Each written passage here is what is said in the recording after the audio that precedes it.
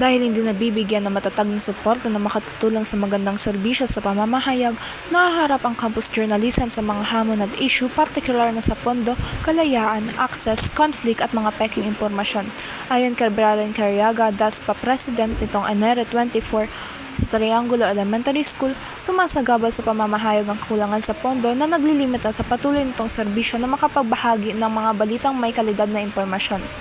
Maraming school press publication na nakararanas ng kakulangan sa pondo para sa mga kagamitan. Wala silang mga kinakailangang gamit sa pamamahayag katulad ng laptop, camera at printers. Dahil dyan, nahihirapan silang bumuo ng mga quality content na kadalasang nakapublish sa dyaryo, ani Cariaga.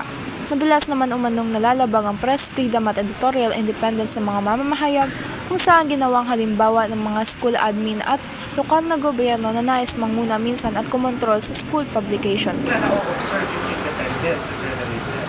Okay?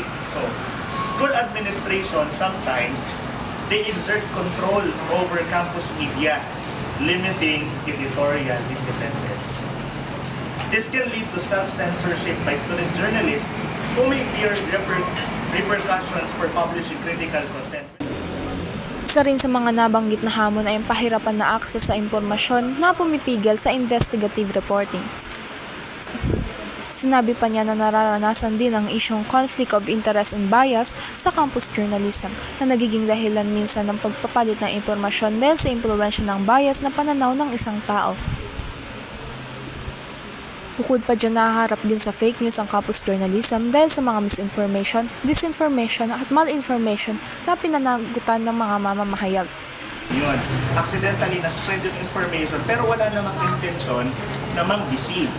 Pero si disinformation, yung false info is being created and spread purposefully or purposely with the intention to hide the truth.